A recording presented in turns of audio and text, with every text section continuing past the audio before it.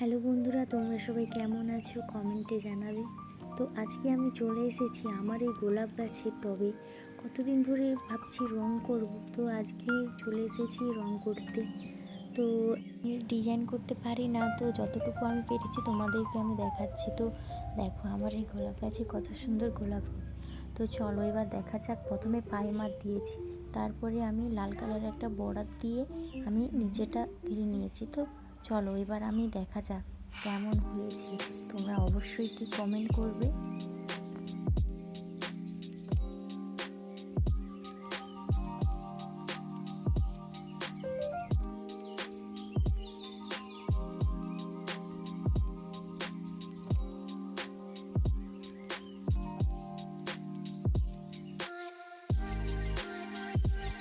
Finally হতে চায়, তোমাদেরকে আমি দেখাবো।